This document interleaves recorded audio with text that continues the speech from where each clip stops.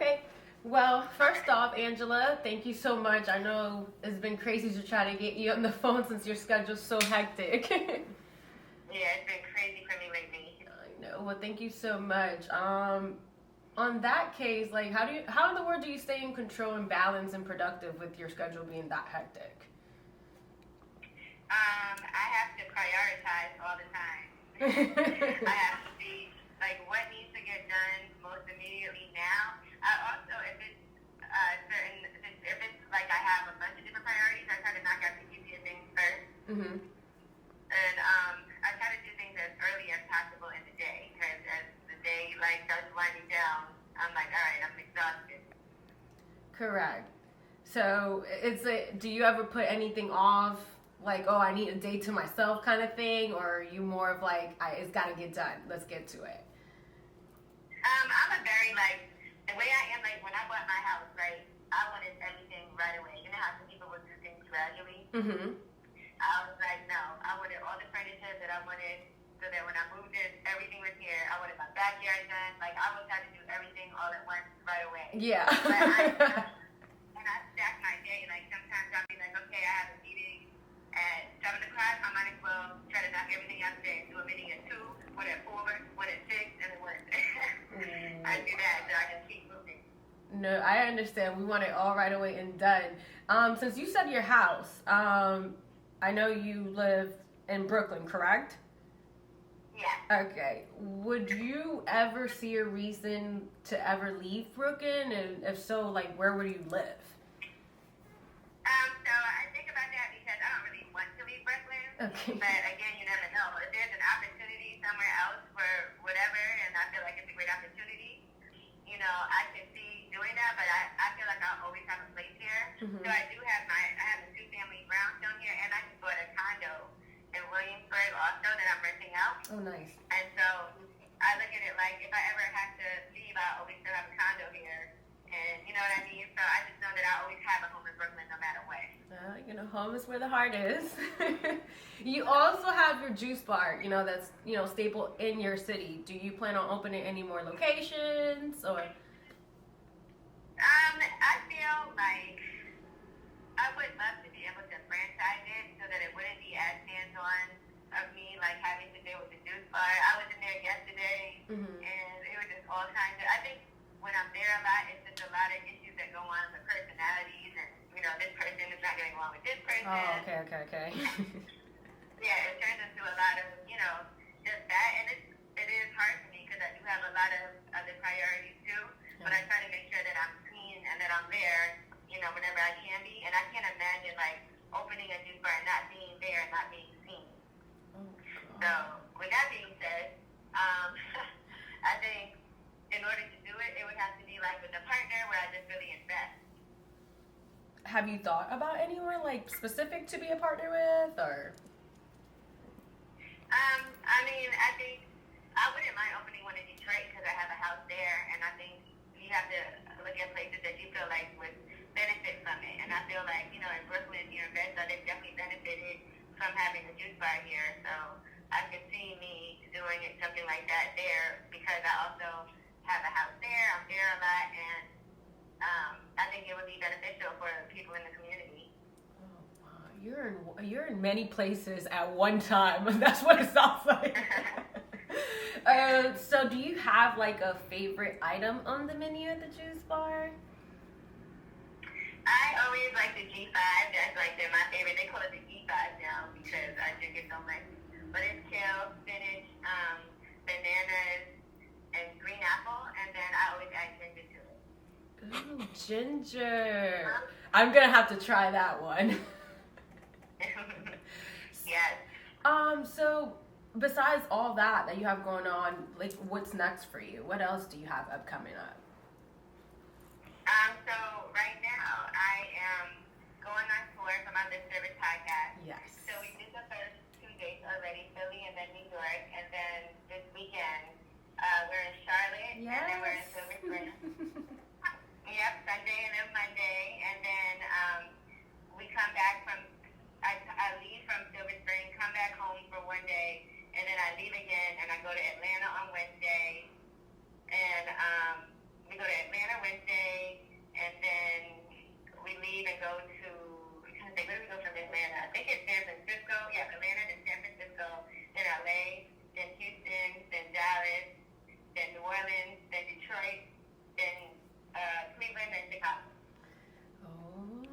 So, talking about Charlotte, that's actually where we're based from. You've been here a lot in the past few years.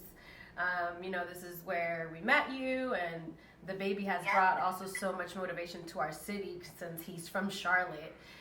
There's truly like a new energy and wave going on, thankfully, since that, because he's opened that platform for a lot of Charlotte artists.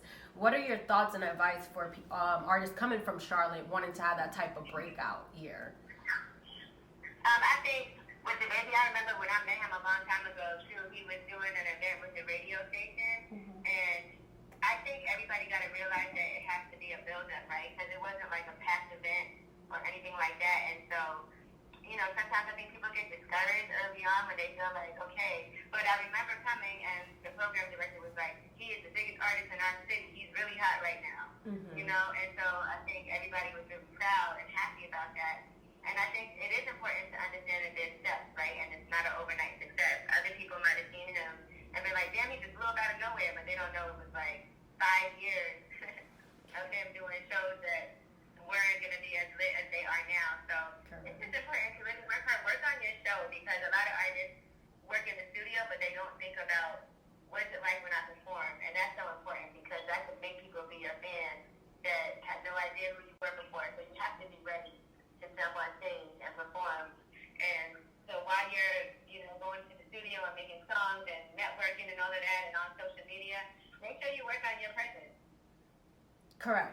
So to have a good presence, that's really good. That's really good. Because a lot of us feel like, it's hard to break out of Charlotte or just, the Carolinas in general, because not a lot of people know about us. Like, what do you see that's like kind of holding us back in like Carolina? I don't look at it. I feel like this. A lot of people come to the Carolinas all the time, right? And so I think you guys do have a lot of talent, and I feel like the baby is helping as far as making people realize all the talent that's there. Like, we have Black Jack on the show when we come out there, and my guy Louis D, DJ Louis D, he's on there. He's on the show also. Senator Vegas is on the show. But I think what it is somebody like, the baby saying, okay, let me, take these other artists that I think are dope and put them on that platform now that I have it. I also think traveling and being at events is so important. And really just putting yourself out there. Sometimes people have to leave where they're from in order to blow up, and it don't even matter. Like, even in New York, I feel like for Nicki Minaj, she felt like she had to leave here. Or French Montana, they'll tell you, like, I blew up when I left New York. So I think, just like you might ask me, would you leave Brooklyn because you live somewhere else?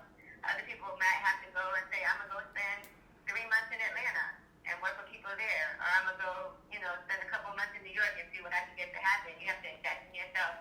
You have to travel. You have to meet people outside of your comfort zone. Correct. Just so you can, get a little bit more familiarized with that. I gotta let you know, like, we love listening to you every morning on the Breakfast Club. So thank you for being a voice for us females. You seem to be the reason of between two men, Charlamagne and DJ Envy. When do you feel the need to step in as that voice? And like, how do you deal with situations where you feel things are getting out of hand during an interview, and especially you being the only female? Yeah, it's difficult because I feel like a lot of times, like, what I say gets shut down and people aren't supportive of me, and I might have a whole different opinion on things, and it happens all the time. Like, the other day we did this Forrest Whitaker interview, and I was, like, horrified at some of the things that were being said in it, and I'm like, okay, let's move on. Like, dude, that's enough. And I was like, I think that was inappropriate, but, other people might disagree with me, and we just have different levels of what we think is appropriate and what isn't. And there's certain things I think that I have as far as knowing who I am. I'm always really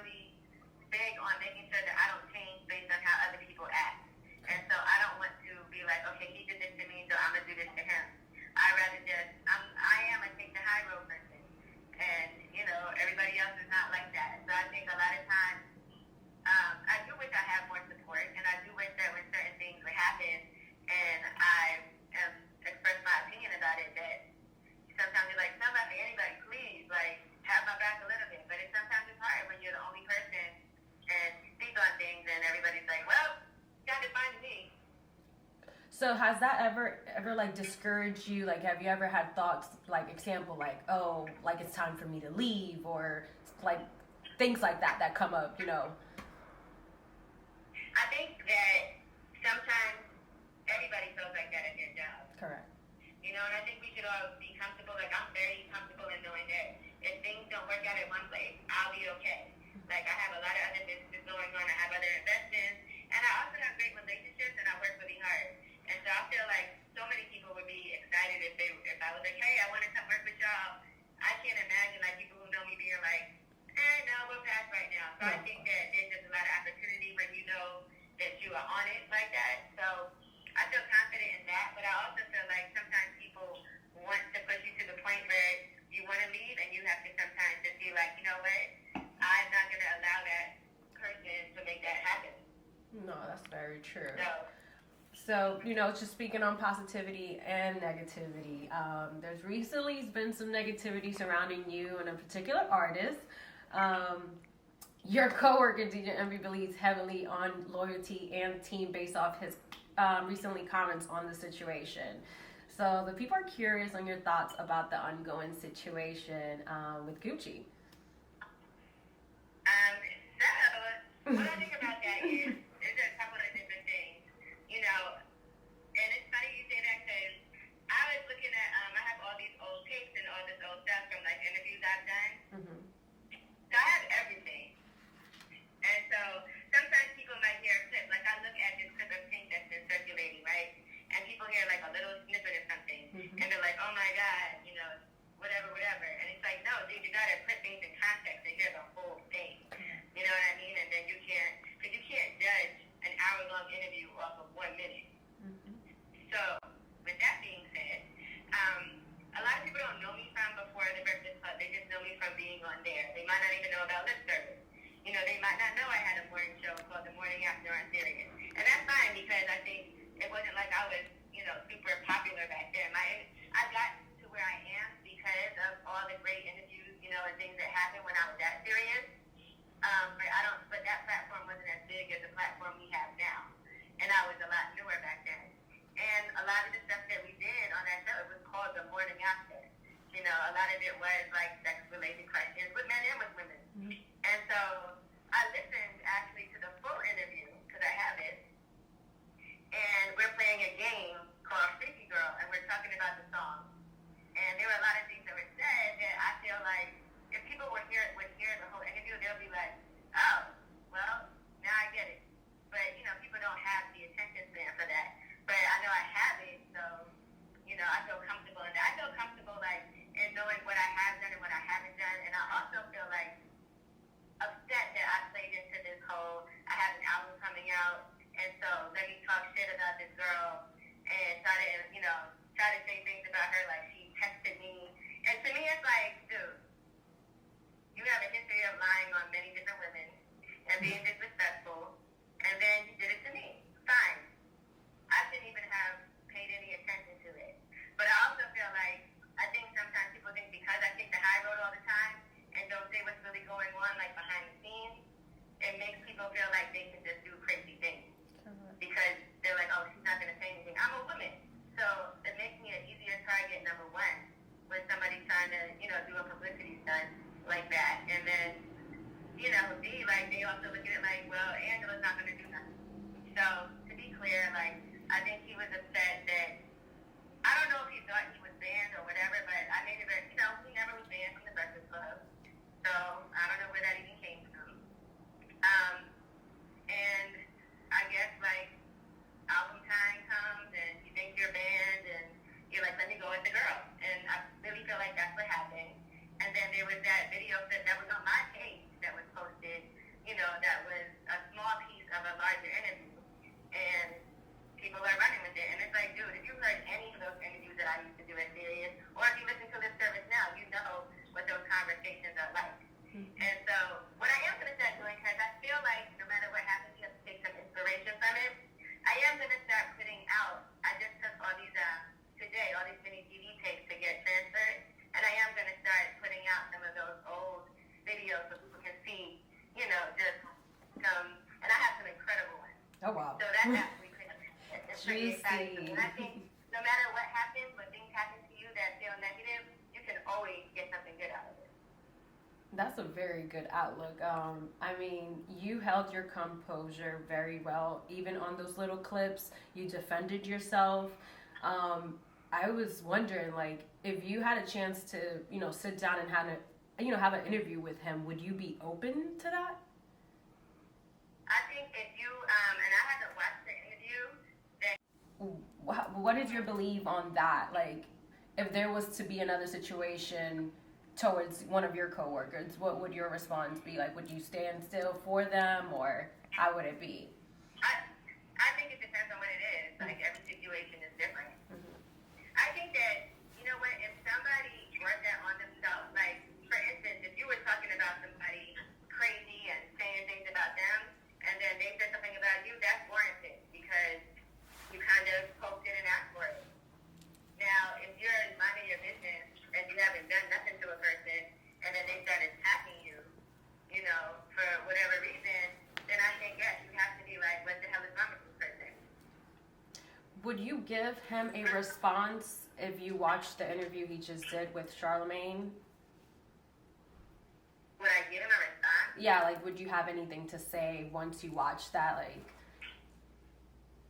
No, I mean, I don't. I just think that it doesn't even matter to me. Like, you can say whatever you want, do whatever you want. I know that, like, people who know me respect me. I know that I've never done, anything crazy to anybody. I know that I don't have a history of, like, saying untrue things and whatever and talking negatively about people. Like, people act like, oh, she does the rumor report. I report on things, but I also feel like I tend to be very positive when I do it. Mm-hmm. You do. Very. So I am aware of, of those things, but I just do my job. Like, that's all I'm trying to do. I'm not trying to bother nobody. I don't be going out my way to harass people. I'm not trying to get attention by saying crazy things. I just really want to, do my job and mind my business. That's the best way to go. Well, besides the negativity, you have a lot of other more positive things going on in your life. You did speak recently about a new romantic relationship you're currently in, and I know you're very private about it. Do you mind, sharing some love advice, at least giving us, what prayer did you pray? You know what? I've been with my boyfriend for years, for 5 years. So, I think part of what works, and even when things like this happen, right? Part of the reason why I'm glad that I'm not always posting him, because people will harass him because of me. Oh wow. And I think that's not fair. You know what I mean? But I will say this, he always has my back, and he knows me really well. So when this happened, he's like, dude is a weirdo. What is wrong with him? That's whack. He's whack. He didn't even never have no question for me, nothing. He just knows.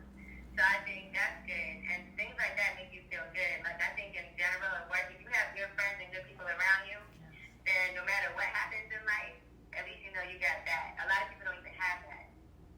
That is very true. With him, or just in general with your love life, what would be your top 3 do's and don'ts when it comes to dating? Top 3, I think number 1 is to have a good time. Have a good sense of humor, have fun, do fun things together, be goofy, be yourself. I think for me, I'm a really fun, goofy person, and so we're able to really get along in that way. And then I think certain things me and him, we'd rather chill out and not do nothing than go out and have a whole night out. You know what I mean? We really enjoy just I don't have a lot of time to really just be in the house chilling and relaxing. So I think we enjoy just being able to just chill, relax, not have to go anywhere, not have to do anything. So it's so important to make sure that you make time for each other. Because sometimes even myself, I know I'm so busy. We're going on tour for 2.5 weeks. And I'm like, okay, when I'm done, we got to do something. You know what I mean? Because I understand. I put myself in his situation at times, and I also thank him all the time too. Just randomly, not for anything in particular. I'll be like, you know what? I just want to thank you so much. Just for being so good to me and treating me so well, and just little cute things. I think sometimes it's the really small things that matter a lot more.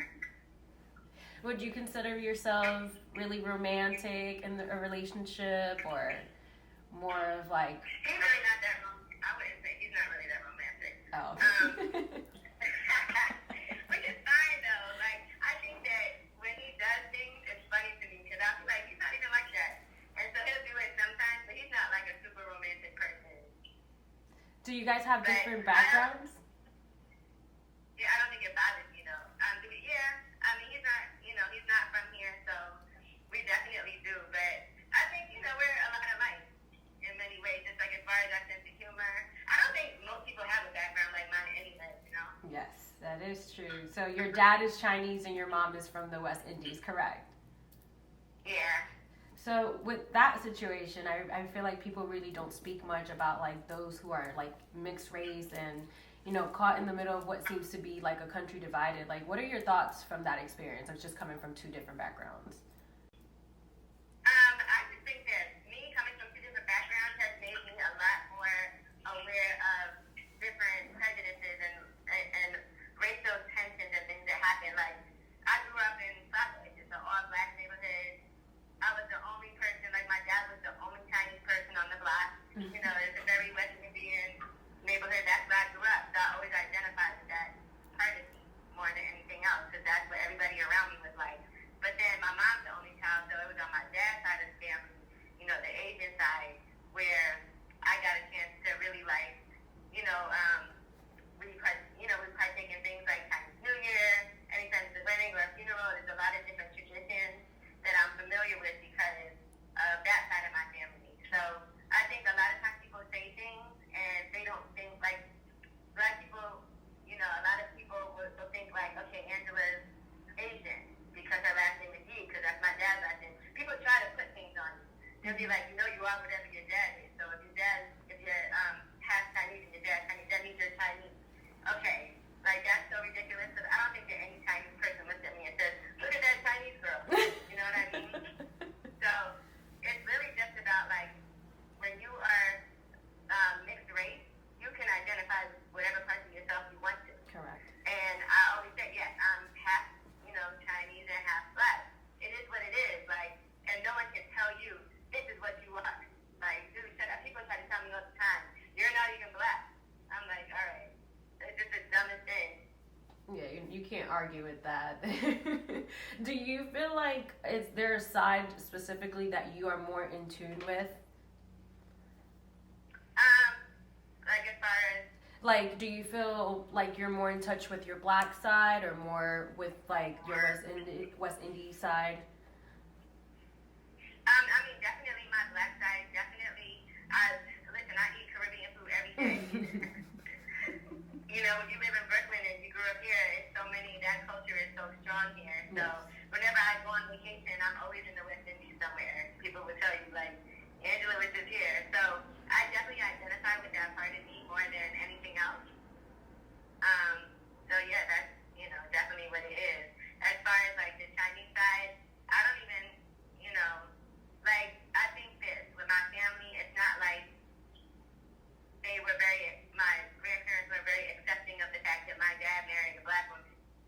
So there were a lot of things that I wasn't part of growing up. But what I was part of was where I went to school, where I lived. And where I lived was, a completely black neighborhood. In my school, there was only 2 people in the whole school that weren't black. Oh, wow. Well, with that kind of like, if, there's a lot of girls that look up to you. I can speak for myself, coming from similar backgrounds. What would be your advice to those girls that are looking up to you, wanting to be in the same position you are today or have your work ethic that you have?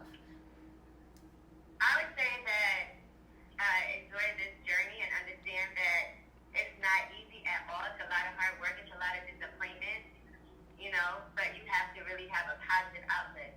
You could wake up in the morning and say, oh, I hate that I have to get up at 4 in the morning and do this job. Or you could wake up in the morning and say, all right, it's 4 a.m., let me get up and get my day started. I have no idea what's going to happen today, but I am so blessed to be in this position that I'm in. And a lot of times we can have a negative outlook on things, and I think that affects the energy that we bring in. So I just try to make everything positive.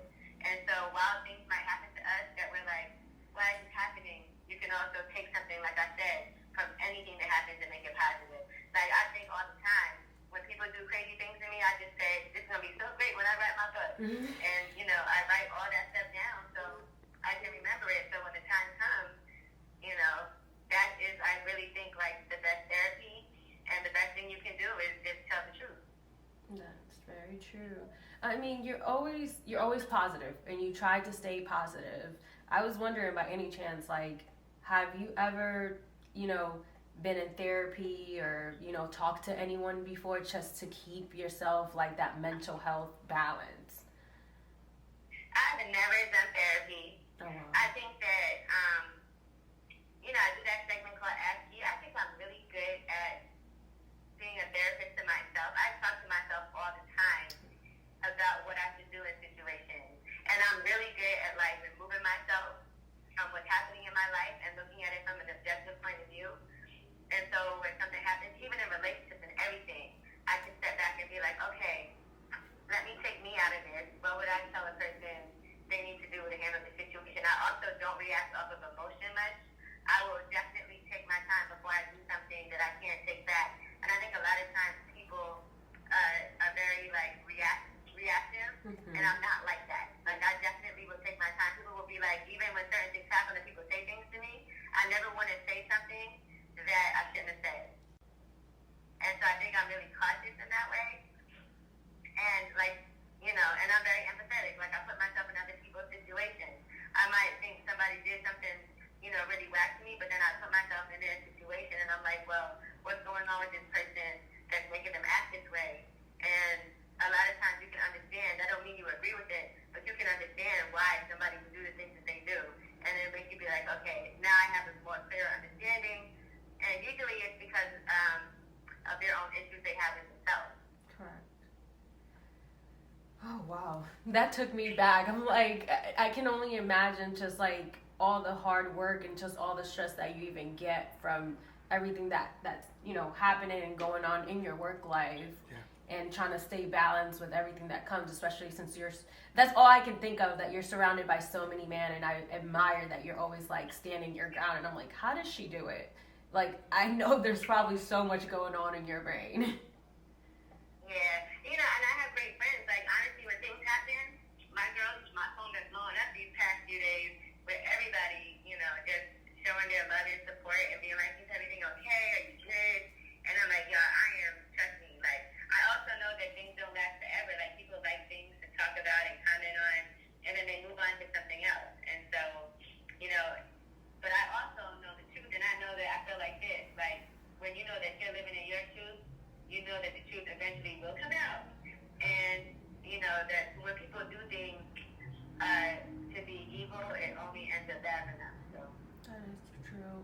So when things like that happen, like rumors or anything, do you feel like you have to explain yourself to, to your fans or people watching, or do you sometimes feel like, you know what, if they want to believe that and run with it, then cool, or do you feel like you need to step in? I mean, that really depends on what it is. Like, with this latest situation, I explained myself, one time on the Breakfast Club, because I was like, you're not going to just keep on doing that, and I'm not going to say anything, you know what I mean? So, I explained myself. I was just like, it's never happened that way. People were like, oh, he did lip service. Like, no, he did my morning show, and actually, now that I found the audio, it's me and a guy on there, on the morning show. His name was Emoticon. I just call him Emoticon. So it's me and a guy interviewing him. And aside from that, like, because he said me and Melissa Ford interviewed him, and then after that I texted him. I never had his phone number, but you weren't even on the service. You were on the morning show with me and Emoticon. And the interview was fine. It wasn't no issues. We were playing a game called Freaky Girl on there and asking these questions. Yeah. And it is what it is. Like, the conversation was what it was. And I think sometimes people have to understand, just because you're talking about sex with a person doesn't mean you want to have sex with them. Correct.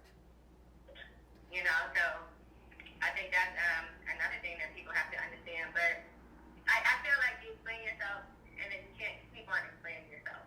Correct. That's very true. Whoever wants to believe something will. Some people are determined, no matter what.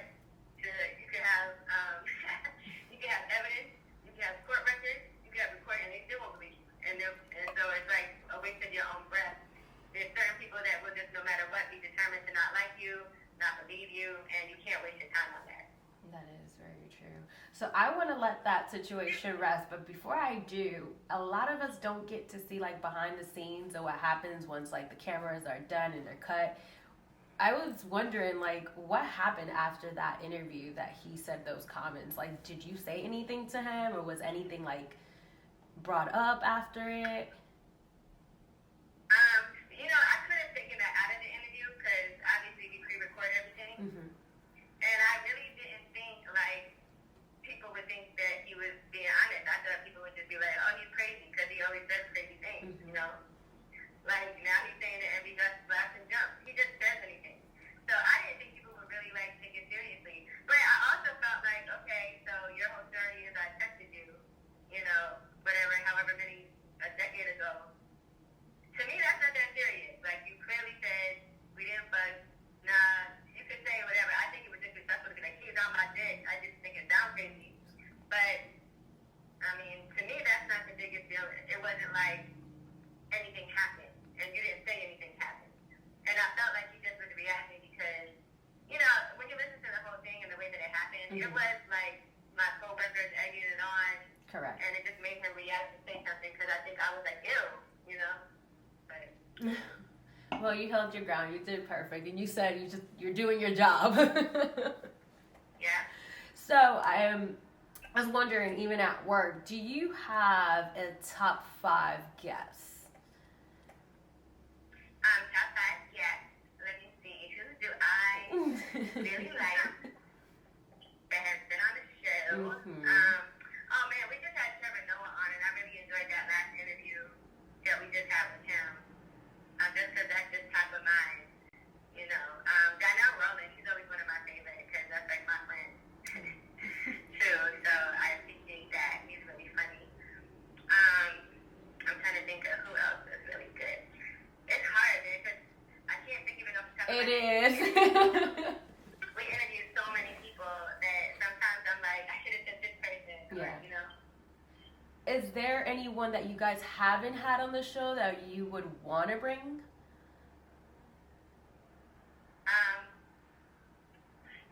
Who would I like to have? Yes. Rihanna Ray. Yes. We never had her on before, and she seems like she'd be a good time. Yes. She need to come out already. She's been hiding a lot. She's out though. She's out though. No, yeah, she is. Let me see if I have any more questions. I feel like you've answered a lot. Thank you so much. I think I do have a question for myself. Like I said earlier, I am such a fan, and I was like super nervous to have this interview, even if though it was through the phone. I was like, why am I so nervous? I was like, really? I was just like, would it be wrong for me to even ask you? Because I've looked up to you, and I watch the interviews as much as I can, or even if I'm involved as much as I can. So within the advice, like someone as well, like stepping into your footsteps, but doing it, a little bit of their own way. For me, what would be your biggest advice towards someone that's like following that step, that really wants to 100% full force go at it, or even like listening to me interview you? Like, what are your feedbacks or anything like that?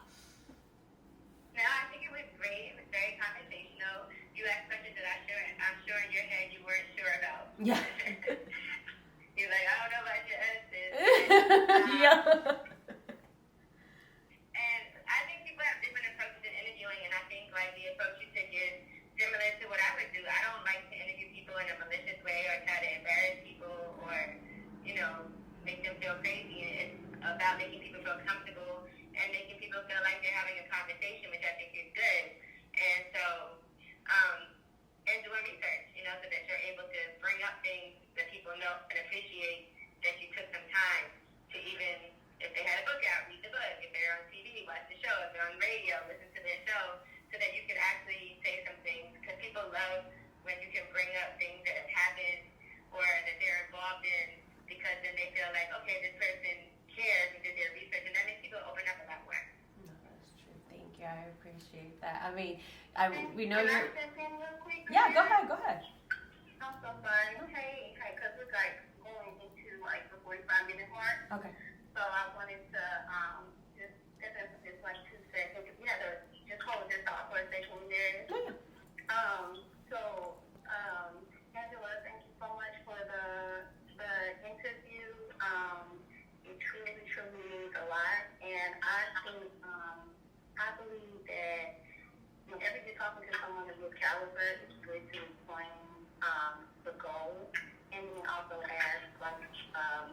little questions about like the headline and the article and all that stuff and whether you're okay with it.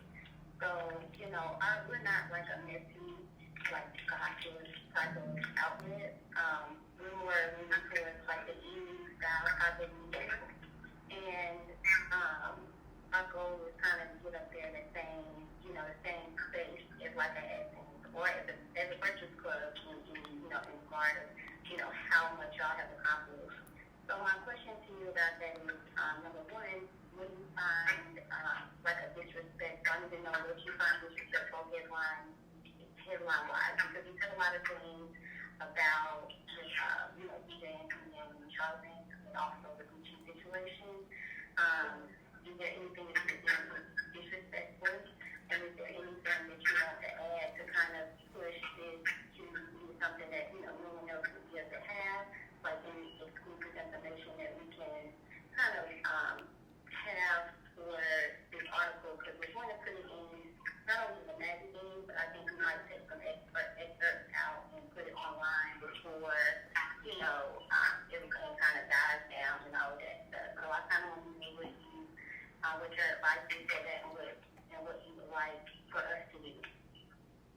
I don't even want to use this name on it, but you can say things like Angela talked about taking the high road, and whatever. Because I don't want to use his name per se, like as a headline. I don't care if it's in the article.